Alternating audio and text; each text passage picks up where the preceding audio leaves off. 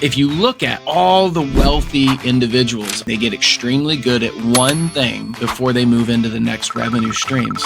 The average millionaire became a millionaire through one stream of income, and then they diversified into several other streams of income. That's the way I see it. Money just amplifies who you already are. So if you were a great person without money, you're going to be an even better person with money. If you were a bad person without money, you can be a worse person with money. The CEO has 3 jobs. Number 1, they need to cast the vision. Second thing is to be able to put the business in a position where you are able to attract high talent to achieve that vision. And number 3 is just to figure out what resources are needed by those people in order to achieve the vision. One of the things that sets the wealthy apart is simply setting goals, guiding your ship in a direction. It's not the smartest people who succeed. It's just the ones who take the most action. Hey everybody, welcome back to another episode of Fix Your BS, the podcast where we dive deep into the belief systems that shape our lives and hold us back from achieving our dreams. I'm your host, Dr. Greg Persley, also known as Dr. G, and in each episode, we'll explore powerful conversations and successful individuals across business, money, relationships, health, and personal growth.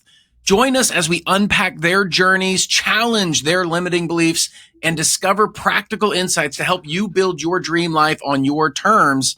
It is time to fix your BS and unlock your full potential. Today's guest is none other than Javi, my man Javi. He is an amazing dude that I met last year. He is the COO of Pineda Company. They have started and grew multiple companies, get this, to do more than 8 figures per year. That's right, I said it, 8 figures. Most businesses in America never reach even 7 figures. And the fact that you can grow companies to 8 figures is absolutely amazing. So Javi, I'm so excited to have you here and to really talk about how you went through this journey with Ryan, obviously another friend of mine, Ryan Pineda, but really how you fit into that and how other people can really put steps into their lives to, reach their financial goals, their business goals. So thanks for being here.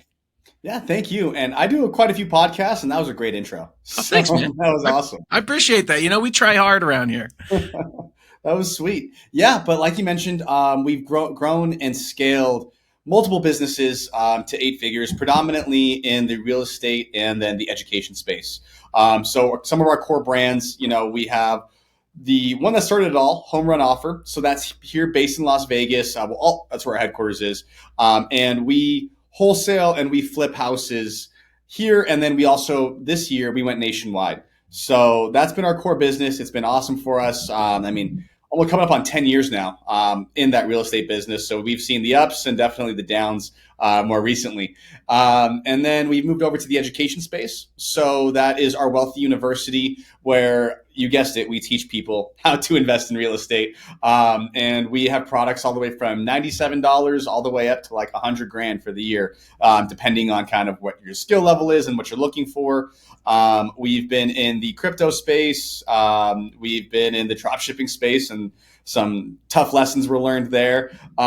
We currently also run a media agency. So we will run ads for real estate investors on social media to help them generate leads. So it's almost like a franchise model where it's Ryan, our CEO, it's his face, our ads, our landing pages, and then we just resell those leads to real estate investors. And that's something they're really excited for. Big vision for 2025, 2026 is to sell Lead Kitchen, hopefully. And so that's kind of what we're prepping for, is to take that agency piece and sell it. So that's kind of the big picture of where we're at. We have a few other smaller brands as well, but those are kind of the core ones. All right, so let's back up for a second, because obviously there's a lot going on. And one of the pieces of advice I typically give business owners or entrepreneurs or just people that are trying to grow personally, people that are in my groups anyway, is the biggest mistake I made was I tried to go too fast too soon, tried to do too much too soon. And obviously you're in a lot of different spaces, but you said you've been doing it over a decade. So let's go through just basically, if somebody's at level 1 and you guys are at level 10, you can't jump from level 1 to 10. What were the iterations that you went through? And also, I'd like to know a little bit more about some of the failures, because, people are afraid to fail, or they feel like because they failed, that's it, it's over, and how you guys kept going. Yeah, well, number one, you only fail if you quit. Mm. Right. So, I mean, that's the big thing for us. Number one, quitting was never an option. And luckily, because we spent a lot of time doing things that we're really good at, when we took some of these losses, we still had the revenue coming in from the other businesses. So, to go back to your first question, or I guess kind of the origin story, so to speak, right? We were flipping and wholesaling. That was the only business for I want to say about 5, 6 years of the time. Like we were already doing multiple seven figures a year just with real estate and Ryan, our CEO, was reluctant to actually get into the coaching space. He started getting big on social media, but it was only his first goal on social media. And this is probably, 2017, 18, 19, was just to be the most known house flipper in Las Vegas. Like that was his only goal. Hey, if I start posting my deals, maybe I'll get some investors. Maybe I'll get, just more people to know what I'm doing and just to help the real estate business. Coaching was never a thought, right? So I think the big piece of advice that I also give entrepreneurs that we coach is stop chasing the shiny object.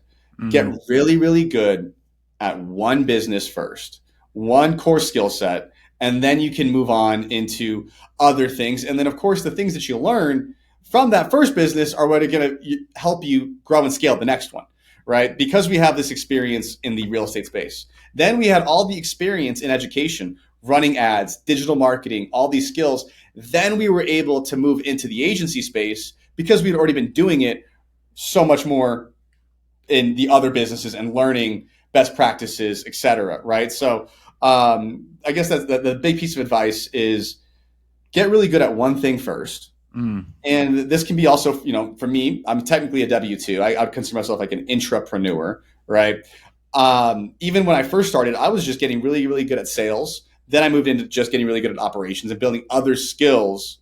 But I always started with one core thing first. Because what happens with a lot of people is, they start doing, like we'll say drop shipping, or they start doing stock trading, and they start trying to figure out real estate or whatever. And now they have like 8 different side hustles that they never figured out how to do one core business.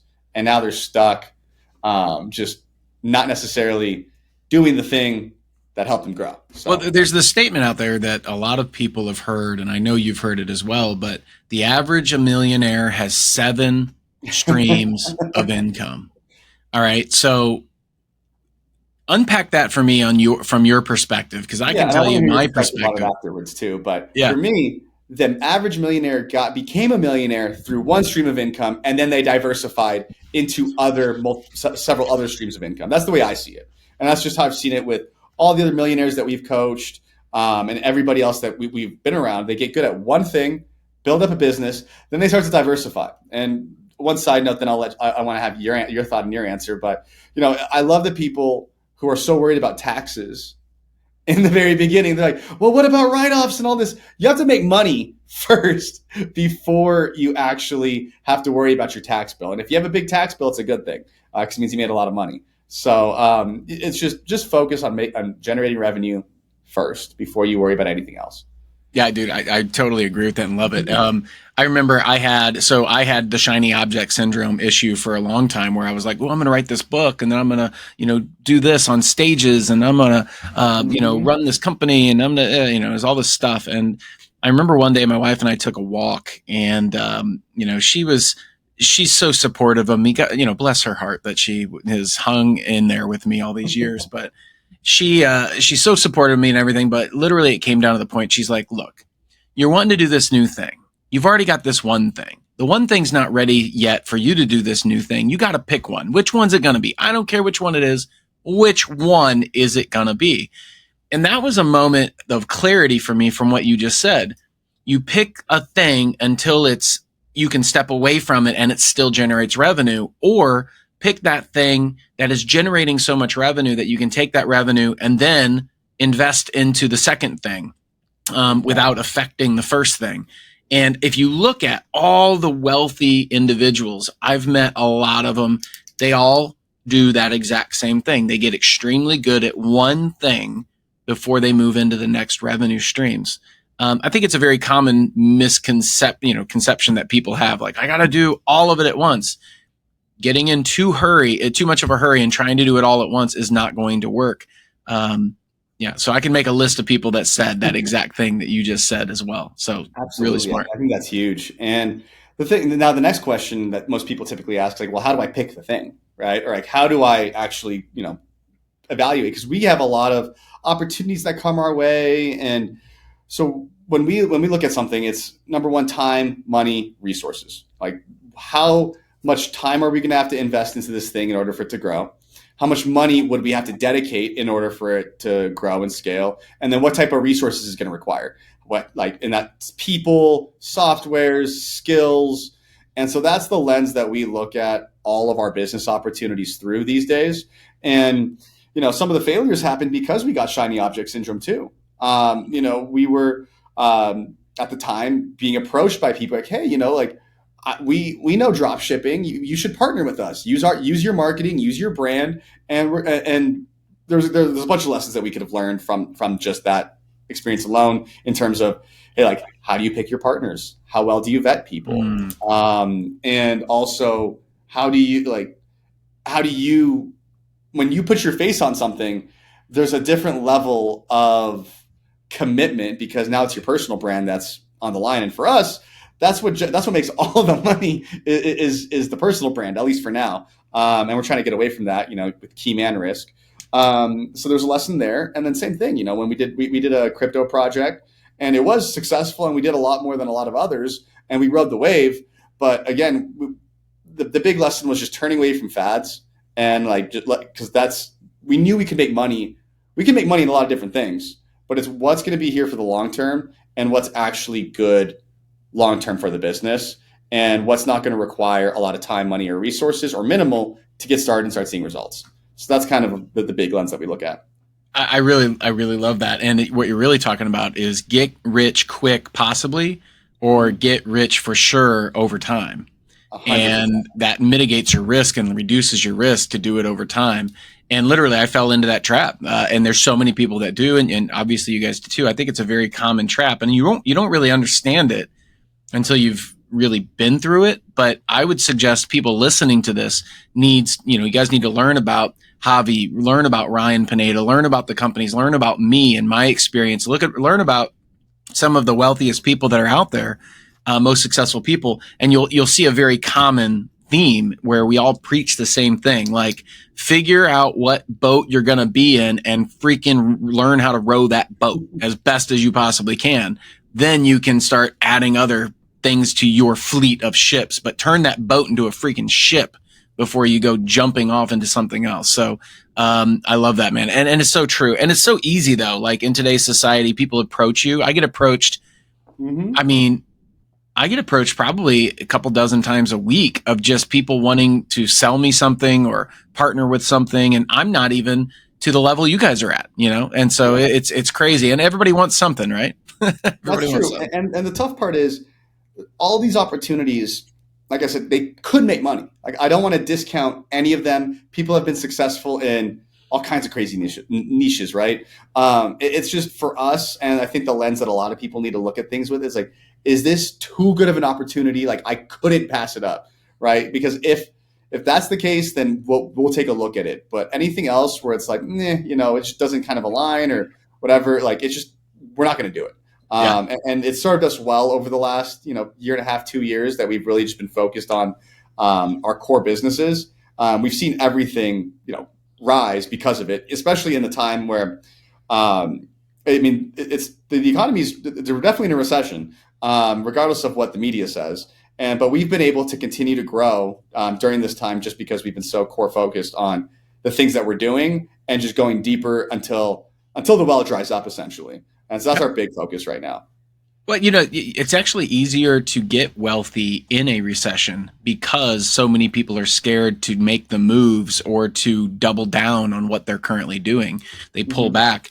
And when I took my chiropractic practice and turned it into an integrated medical regenerative medicine practice, I did that in 2020. The whole world shutting down. And I'm like, let's reinvest and let's make this even better. And let's make it to where we can produce 5 times as much as we used to and help 5 times more people in a new way that is similar to what we used to do, but just adding more products and services. And everybody thought that was crazy. Here we are about 5 years later, 4.5 years later, and the business is now operating basically without me or mostly without me. And that was a huge risk, if you will, but it was really doubling down on the boat I was in is really what it was. Exactly. Yeah. And so I'll follow up on that, and that's kind of where we're at today. Because just because you're doing the same thing or you're running the same business, just like you mentioned right now, it doesn't necessarily mean that you're doing the same thing or within the business or you're selling the same products, right? So for us, one of the big pivots that we had to make in our education business was how do we get reoccurring subscription revenue? Because number one, it's more attractive to an investor because at that point, the reason why a lot of investors don't like these information product businesses. Number one, it's because you have key man risk with like Ryan's face, like you have a guru's face, right? Yep. The other problem is it's not reoccurring revenue, right? Like for you, once you sign up a student, you got to go find another student. Yep. and the worst part too is with information. Once they get the information, they don't need you anymore. Either you're building a really good community or you have to have some sort of reason to renew in the old model, right? And so for us, we're like, okay, all these problems, how do we solve for that? So number one, we created our low ticket community. So it's a $97 a month community, just straight subscription revenue, for 2 reasons. Number one was we need to offset our ad spend. So that way we can get leads for free. And so if we get leads for free, we get them into the community and then we can upsell them into whatever coaching we need to. So that was kind of phase one. And then phase two was let's just become a services vendor for everything that our community needs. So we rolled out a CRM, a deal finding software, and then also, again, the leads. So we created a way stickier product while everybody else is still just trying to sell coaching. Right. So now we're your business in a box. So we've changed to a subscription model for it used to be 10 grand for the year. It was what our coaching is. We dropped it to $1,000 a month, no contract. So, which is a big shift from everybody else in the industry, but it's your CRM, your softwares. We're going to give you leads every month too. And we're going to give you the coaching. So you're going to need everything. So if you end up doing one deal you're going to end up with us for a very long time because we're your entire business. And so that's something that we've just seen the fruit from in the last, I just want to say like 3 months where we've really been rolling this out. So it's been great. But again, it just means we stuck to what we know really well, but we adapted and shifted in the market to and now we're eating the market share because everybody else is still trying to sell. Well, what you really did was you listened to what your customers needed and wanted. Mm-hmm. And then, like you said, you adapted. What you really did is you became more valuable. That's what you really did.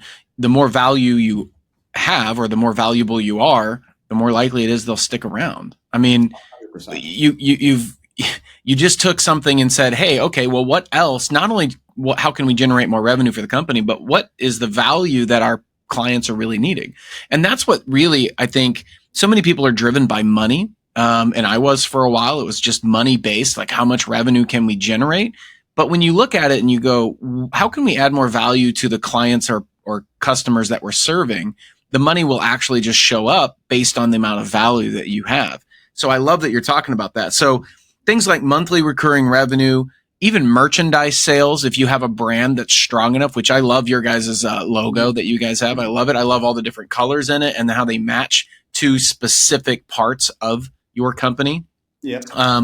You've also got things like intellectual property. I think that's something that a lot of people overlook. I read a book called Exit Rich, and that was a really, really good book. Sharon Lechter was a co-author in that. And that was good because most people grow their business and they just think, how big can we grow it? They don't think in terms of like, what investors are out there that would want to invest into my business or purchase my business at the end, and how can I make it the most valuable to make that happen? And then also, like you said, being a services vendor where you're getting this revenue for referrals almost, where you're saying, hey, we're going to provide the service and you guys are going to give us a percentage of the revenue that we send you. I mean, little things like that can add so much revenue, but add so much value. and reduce the risk for the customer. So man, I love all those ideas, all those points, and people should take note of that. These guys are at level 10. So listen to what's going on. I think the biggest piece of advice I give for anybody, even at level 1, is just like you mentioned, go in and understand what other services and what other needs your client has when purchasing your product. And then you don't have to roll out your own proprietary things. Figure out who's a vendor in your space, who can you white label, or who can you just partner with and get a referral fee. Mm-hmm. Like that's such a simple way for you to generate, 20, 30, 40% more revenue for not having to do any more work. Just finding vendors who are doing the things that your client's going to need anyway. They're going to go with somebody. So you might as well just go with you. Or you might as well just connect the dots for them. And I think if you do that, you will generate way more revenue for your business with minimal work. And you've already done the work to get this customer to spend money with you, and they already know, like, and trust you. And so I would say the risk is in making sure that you find the right vendors and partners that match your values, your core values, who you are. There was a lesson I learned from a guy. I asked him if he would do something with this other guy, and he said, well, let me vet them first. Let me figure out if they match what my customer needs. And I was like, that's so simple, but it takes a little bit of time, and it will, pay off dividends or save you a lot of money or time by doing getting the right people in the right places. So great. For sure. Yeah, I would agree. And because the hardest part in all of business, in my opinion, is just lead generation, client acquisition, right? So like if you've already done all this work, you're going to be providing value to the partner vendor as well. So like it's a no-brainer for everybody, assuming that, like you said, they do match your core values and that they're going to do good work for your clients. So obviously I think that's huge. So I love that. Well, nothing hurts a relationship more than mistrust, than being lied to, than something that is like, you told me to go to this guy and he screwed me over. So that comes back to you and who you are. One of my favorite lines by Hormozy is he talks about the season of no. And I realized I was saying yes to everybody, hoping to grasp at straws, but what that meant was I didn't understand me. I didn't understand who I was serving or what I was hoping to really do. I was just hoping to pick something up by grabbing at everything. But once you actually define who you're serving, why you're doing it, who you're doing it for, how you're doing it, what the goal is, where you're headed, what your core values are, what your mission, vision, and values, all those things. Once you really understand that, you go, that doesn't match where I'm headed. And so you can say no pretty easily. Mm-hmm. And it's amazing because you'll see how much further you get with the thing that you're doing when you start saying no to everything else that's around you. And like I mentioned, I think that's what's been so powerful for us is if it doesn't match like these 3 buckets, we're not doing it. And we love you, but not right now. Because even previously, we were buying, we bought land in Costa Rica. We bought all kinds of other stuff that just like doesn't make sense for our portfolio right now. So I think that's huge. And what are you focused on right now? Like, so what's the big growth for you? Well, I have 2 things that I'm going to focus on the rest of my life that I just really love personally. And I appreciate you asking that because this is more about you. But 2 things that I love. I love helping people. So I started out as a chiropractic physician. I was a chiropractor for 15 years. And then I took my chiropractic practice, turned it into a regenerative integrated medical, which means we have nurse practitioners, medical doctors, doctors of chiropractic, neurologists. We have rehab, bracing, all sorts of different things that help with the mission of what a chiropractor does, but with a medical side as well. We get better results with less risk. That's really the goal there. So we're growing that. We're expanding that. We're taking that nationwide as well with our processes that we've developed over the 4.5 years. And then just for fun, because of the things I've been through in my life and the mistakes I've made and the, successes I've had in not only my personal life, but also my business life. I have the Fix Your BS community, Fix Your Belief Systems. It's all about business and personal growth and development. It's how do you implement the right thought processes that turn into your beliefs, so you can see the opportunities that are around you. So therefore you can, take those opportunities when they present themselves and actually grow into the person you want to become based on your terms, your life, your purpose, not everyone else's around you that they've told you who you should be your whole life. And I think it's fun because I get to help people and watch them have aha moments where they go, wow, I didn't realize I was living my dad's dream. He told me I should do this and this, but what I really love is this. And what I ask people to do is figure out what lights you up. What is the easiest for you to do? The thing that gets you the most excited. It doesn't mean there's not going to be hard parts to it.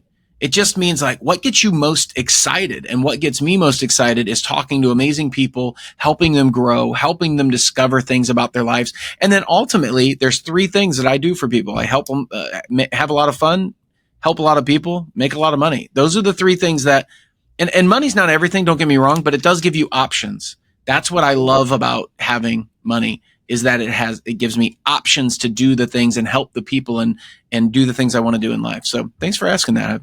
Yeah, I love that. And to your last point, people are always, money's the root of all evil, or if you're religious, it's harder for the rich man to go to heaven than through the eye of a camel. Through the eye of a needle. And I totally butchered that quote, but Yeah, I get you. I know it's harder for a rich man to go to heaven than a camel to go through the eye of the needle. There we go. Yeah, but in my opinion, and I think you share this view, money just amplifies who you already are. So if you were a great person without money, you're going to be an even better person with money. If you were a bad person without money, and you're going to be a worse person with money. And I think that's just so for me, and the reason why I'm motivated to make more money is obviously I want to take care of my family. I want to do those things, but it's just, I can have greater impact in my community. I can do the things that I want to do with more resources. And that's just the name of the game. Right. And so that's the same thing with Ryan, he's so focused on just getting to the next level and exiting a business, because then he can go do more ministry, or he can go focus on whatever he wants to do, the next thing. So everyone just needs more money at the end of the day. Well, and it's funny because I have different mentor groups as well from different price ranges. Mm-hmm. And there's people that are in them that don't believe they deserve to have money because they've been told in their life that they're not worth it, or they believe that they're not worth it. And therefore the words they use are really demeaning about themselves, and their self-worth doesn't allow them to feel like they deserve to have resources or money or people around them with money. And that's so sad. I think the saddest thing is when people give up on their hopes and dreams and their purpose in life, and they just settle for whatever life they're currently living. Man, you have one life, 100 years from now, 200 years from now, for the most part, we're not going to be remembered. So you might as well do the things you love to do that get you most excited. So, something like my wife and I, we have a great relationship, and we've been married 20 years. And one of the best things about our relationship is we talk about what our dreams and our goals are often. So we have my dreams and goals, her dreams and goals, and our dreams and goals. And our dreams and goals kind of like encompass both of ours. So like right now we could go buy a much bigger, better house, but our goal was always to pay our house off so we could utilize the money that we would use for paying our house for travel, like to go and travel the countries or travel United States and then travel the world, really. And so that was one of our things. And we've been told by so many, you should leverage your house and use that to invest. And yeah, maybe we could, but it goes against our dream. And so you can tell me all day you should do something, but if it goes against my wife and I's dream, we're not going to do it. And so I tell people that a lot is, number one, you're worth way more than you think you're worth. And money is not the root of all evil. If you believe that, it's incorrect. In fact, there's a lot of really wealthy people in the Bible, and there's a lot of really wealthy, great people. It gives you more resources to do more good. In fact, if you're at a charity event, who gives the most money? Exactly. The wealthy person, like the person that has the resources. So Anyway. Yeah, I think that's huge. And that's how, I mean, to go back to the Bible, I mean, that's how the entire ministry got started. Rich people sold their houses, sold their resources, and then donated to the early church. So that way, everyone could go do their ministry. And so I think regardless of what your desires are, like you said, it does require resources, period. And I love what you mentioned about you and your wife, because it's the same, like you, the number one, most couples don't even have those conversations, Right. which I think is terrible. You picked one person to spend the rest of your life with. You better figure out how to get on the same page, or how to figure out get on the same goals, because if you're going this way and she's going that way, we're gonna have some problems. Well, I honestly think that's why most marriages in America, over 50% now, end in divorce, is because people go their own ways and they become very selfish in what they want. And I always say that in order to have the best marriage, all you have to do is help the other person become the best person that they can be on their terms of who they want to be. Like, lift them up, build them up. Don't try to change them who you want them to be. Love them unconditionally, meaning like, dude, I just want you to be the happiest, healthiest, most excited person about what you're excited about in life. Like, for instance, my wife loves makeup and beauty, and she likes purses and bags and shoes and outfits and all sorts of that. And she will talk to me at length about them. I could care less for the most part, just because it's not something that's my hobby. But I'm like, how can I support you in this? And I don't just mean buying her stuff, but like, hey, there's an event that I would really love to go to. I'd be like, dude, let's go. I'll make that happen. Let's make it happen for you, because that's awesome. I'm excited that you're excited. But if it was the opposite of me being like, dude, if I told her that, you're like, I don't give a crap. I mean, I tell her that, don't get me wrong. But if it was in a demeaning way, yeah, of course. like, that's stupid. Why is it? I don't want to go to that. You shut her down. And it's not. That's dumb. Yeah. So what's she going to do? She's not going to open up to you again. Like, relationships are so much easier, I think, than we think they are.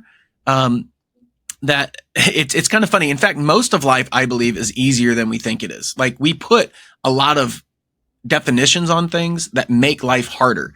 Like, if you go into weight loss, let's talk about health for a second, right? You guys are fit. Your whole crew is basically fit. I love what you guys talk about in the whole wealthy way world, in Ryan Pineda's whole world. He talks about all this stuff, but health is not as difficult as we make it. Drink water, eat fruits and vegetables that are as natural as possible, eat lean protein, and do more activity today than yesterday.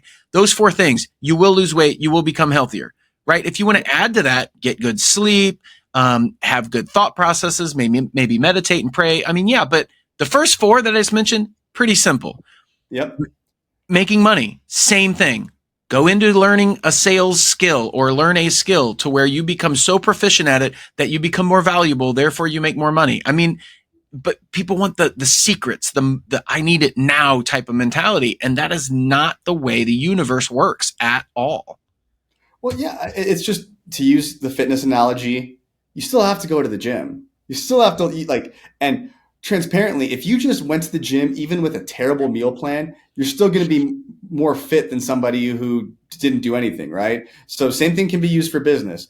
If you just make phone calls and you're terrible at sales, you're going to have better success than the person who's still overthinking and doing a ton of research, right? Like, the biggest thing that I've seen, number one, in the real estate space, and number two, just talking to a lot of wealthy people. I always say this: it's not the smartest people who succeed. It's just the ones who take the most action. And that's the other reason why I love real estate too, is just because it doesn't care how smart you are, doesn't care your education background. Literally, as long as you understand how to buy low and sell high, you're going to make money. And as long as you're willing to put yourself out there, I think that's the hardest part for fitness, for relationships, for business. You have to be okay looking stupid sometimes at the end of the day. Again, like, initiating those conversations to come back to relationships. Marriages end in divorce because, one day the husband and wife look at each other like, how did we end up here? Right? Because you didn't communicate, because you didn't take the time to figure out what your partner's goals are, or just even take the time to just do check-ins. Like, I'm not saying you like, I think Dan Martell talks about it where he has like a weekly KPI meeting with his wife. Great. You can do that. Or you just have like regular conversation and you're going to have that communication. Same thing in business. If you're not meeting with, and personally, I hate meetings in business. Like I hate the KPI, but I know they're important because that's like, if we're not tracking it and if we're not having regular conversations to make sure that we're hitting the things that we need to hit at the end of the quarter, we're going to be wondering where all the money go. Yeah. Right. But well, what you focus on expands, right? I mean, that's what you're saying. Exactly. What you focus on expands. So if you don't focus on the data, then guess what? You just are hoping things are going well. Correct. 100%. And it's so, I think regardless of, and like you said, if you just focus on your health, it's funny how all of a sudden you start actively getting better. Go on. Do you guys use goal setting a lot within your organization? Do you teach that within your employees? We do. The tough part is because even though, like I said, we go deep on a lot of things, but we pivot pretty quickly and we run a lot of tests. And for example, we rolled out a new product a month ago. So our goals that we had for the quarter are now going to shift because we changed here. So we do quarterly planning. We'll sit down and we'll be like, okay, hey, what's the revenue you want to hit? How are we going to hit it? And we'll reverse engineer a plan. However, we pivot so much that the plan gets altered quite a bit throughout the quarter. And then in terms of like with the employees specifically, we will like, I'll sit down and be like, okay, like what are your goals? Why are you working here? And because we are in entrepreneurship coaching / real estate coaching, a lot of these people do eventually want to invest or do something. And so my job as COO partially is to help them see how they're going to get their vision achieved by working here. Whether that be, hey, like how do we help you buy your first rental property? How do we help you flip your first house?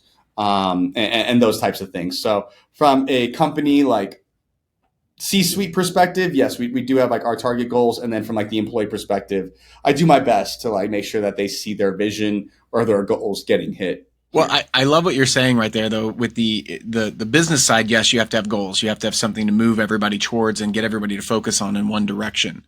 On the personal side, what I've personally run into, because we do have a whole system for working with our employees and their goals in order to hit their personal, professional, and financial goals. So we can align those goals with the company. One of the interesting things, and everybody listening to this really needs to pay attention to this, is that in the book, Think and Grow Rich, one of the things they talk about that sets the wealthy apart or the people that succeed apart is simply setting goals, having something to move towards, guiding your ship in a direction. And a majority of people in our organization, they do not know, and they've never focused on setting goals. They don't know how to do it. What is your goal for your finances? To make more money? That's not specific. We have to be smart about our goals. Do you find that in your organization, it's hard to get people to really set goals because they've just never done it? They've never been taught to do it? 100%. And that's why we as leaders have to help them see those goals. And so for us, it's a little bit easier because we're like, okay, like let's help you flip one house.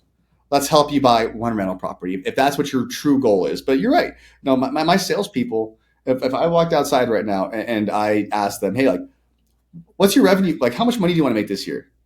They probably couldn't answer. Even though, yes, we have sat down, we've done these things. Like they're like, oh, I want to make $250,000. I'm like, but how? And also, how do you know that number? Yeah, exactly. Yeah, where'd you come up with $250,000? Like, yeah. It's like, oh, it sounds good. I'm like, all right. My uncle told me one time he made $250,000 and I liked his lifestyle. So I figured that was a good number. So yeah, you're right. And I think one thing that would be so beneficial is, and this is something that I've done because I was similar, even though I was making good money, but I didn't have a clear cut like financial goal. And also I just didn't take the time to look at my personal life and be like, okay, this is how much I'm spending. This is how much I'm doing. And this is how much I really need to make in order for me to live a comfortable lifestyle the way I want to live it. Right. So I think that's super important from a personal perspective. Just, one thing that we do every year and that we've do our best to do for our employees too. But Ryan, myself, and some of the other leaders in the company, we do like our vivid vision, right? So we'll do the 5 year, the 3 year, like what does my life look like? What does my business look like? What do my relationships look like? And then slowly try to boil that down to the 1 year and then the quarter. Like what are the action steps that I actually need to do in order to hit that? Yeah, and that's so smart. And most people never take the time to really do that. And so everybody listening to this, take a moment. Like, this is the way I look at it. We experience life, and in that experience, we realize the things we like and the things we don't like. And so you start to design your life that you want based on the things that you have experienced that you don't like, and you flip the switch and you go, well, I don't like this, so I know I would like that type deal. And so it's interesting because if you actually write down, and a buddy of mine taught me really how to do this. It's really simple, but it's not something you think about until somebody says, hey, do this. But you reverse engineer it. You say, if you wrote down your dream life, like what would that look like? Then you backtrack, you reverse engineer it from the end. Like if I had everything I wanted right now and I had a butler and I was a member of NetJets, or if I had a jet or whatever, I was driving a McLaren, blah, blah, blah. If I had that life, what would that life cost me? And you start to write down what it would be. And what's crazy is that you're not as far off as you might think. My wife and I wrote down that exact process of everything we would want. And it's $22,400 a month that I want to get to passive income. We can have literally our ridiculous dream life in that $22,400 a month. That's so more reachable than I thought it was going to be when we started the process. I'm like, oh, dude, we're going to need like $20 million. And it was like, actually, no, you don't need that. You need $22,400 a month. If I can get that passively, or as passive as possible through investments, then guess what? I never have to work a day in my life again. If you, whatever, you know what I mean? You have to constantly kind of look at your investments, but you'll never have to go to work. Kind of work, right? Yeah, right. You get to work instead of have to. Yeah, you get to work, and then the type of work that you're doing is just different at that level too.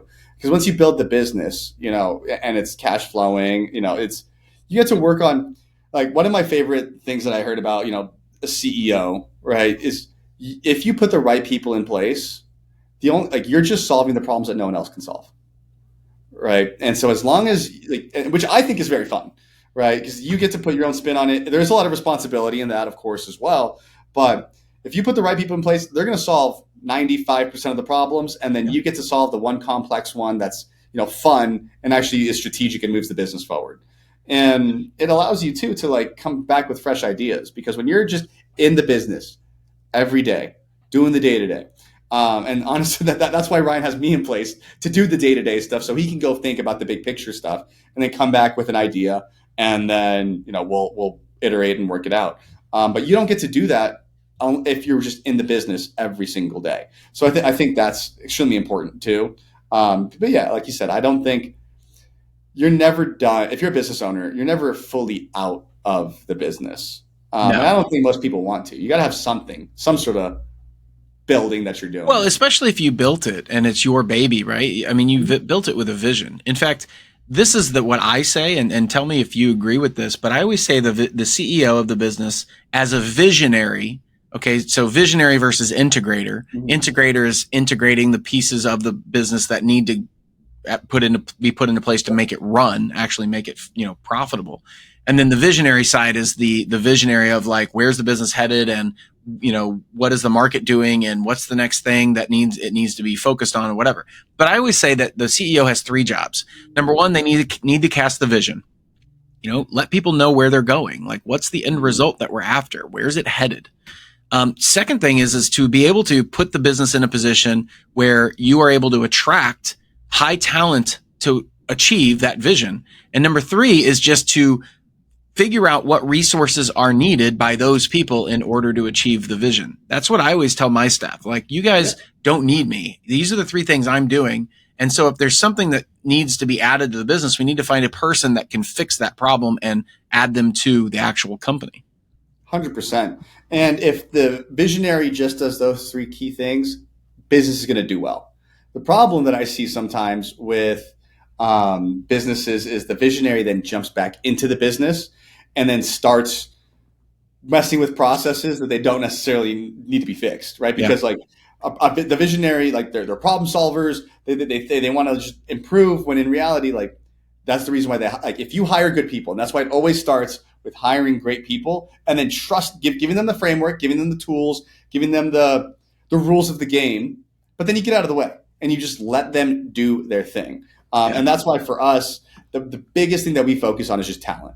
Just how do we attract top tier talent, so that way Ryan can go play golf on Friday. Like that's our Well, goal. I think that's how you guys have grown so fast too, is that you have a lot of faith in that talent and you get out of their way. Yeah. There's not a lot of micromanaging. You're eliminating the resistance. And I've observed your operation. I was there for a couple of days, and in Ryan and I playing golf, we had great conversations about, how to grow the business quickly and efficiently with maintaining the mission. And I'm really impressed with, you guys and your operation, obviously, which is why I invested so much time and energy coming out to your events and hanging out with you guys for a while.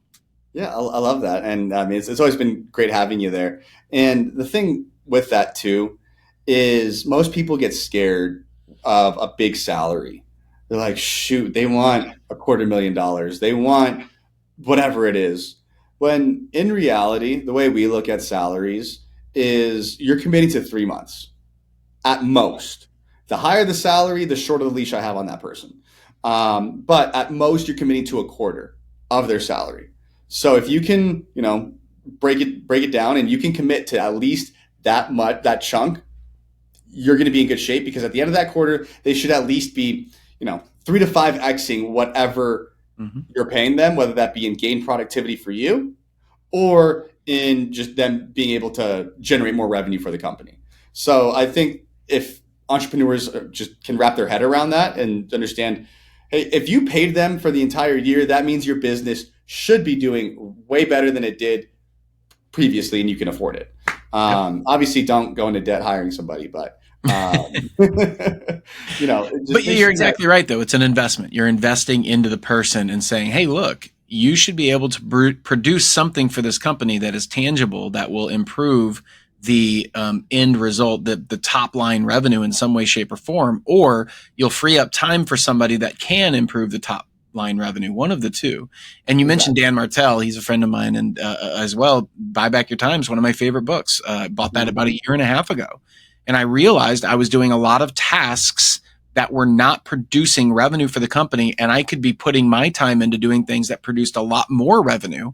And so I immediately hired an EA, an executive assistant, and said, hey, I need you to take care of these things so I don't touch them. So therefore, my schedule, my time, my emails taken care of, my things that are being booked, flights and whatnot, all that stuff's done, and I don't have to think about it. So I can just produce and help other people get better. And that's how I'm able to do this, these things online and this other venture that I'm doing, which is the Fix Your BS, group. So, any final things that you'd like to say, Javi, about, tips, anything that you just learned that jumps out at you that will help people that are listening right now, or the viewers that are, they're actually watching this on YouTube? Well, a thought that I just had as you were mentioning getting an EA and all that, global work, you can find somebody for a very cost-effective rate that's extremely effective. Obviously, people know about the Philippines, but I've got some very smart people from Egypt, India, South America. So don't sell yourself short just because you might be a smaller business or you might be newer and cash flow's tight. You can find somebody for your budget that can be very effective for your business with global talent. Like I have a friend, his name's Jack McCall. He has a credit stacking company, and his entire business, it's him and his brother, and then everybody else in the company is overseas. And they do probably close to 8 figures. I know they do multiple, like high 7 figures a year with 2 US based people. And then everybody else, I think he has like 16 people overseas. So I think as we grow with just the global economy, I think it's easier than ever to find an EA or to find all of your employees overseas and with AI. And yeah, I think in closing, as a visionary, and the reason why I love working with Ryan is like he's casted a vision large enough to the point where I can see my vision being achieved. And I think that's how you attract high level talent, is through being able to effectively communicate your vision and then how your employees' goals and dreams will be achieved within that vision. Javi, I totally agree with that. And everybody listening to this, if you're thinking about starting a business, if you own a business, or if you work for somebody that runs a business, you need to make sure this gets into their ear. In fact, share this episode with them so they understand that that is one of the biggest limiting factors of the business is the ownership's vision for the company and where it can head.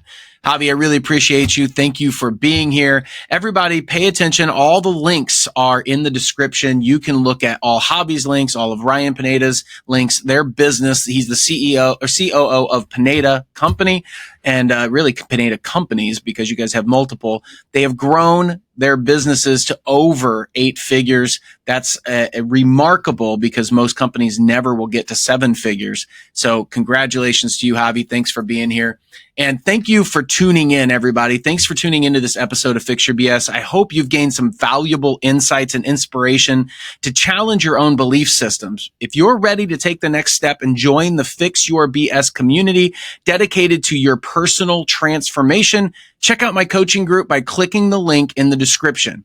That's where we will work together to turn your dreams into reality. Remember, the only thing standing between you and your goals is your beliefs and your actions. So let's fix them. Until next time, keep believing in yourself. I'm Dr. G, signing off. Peace.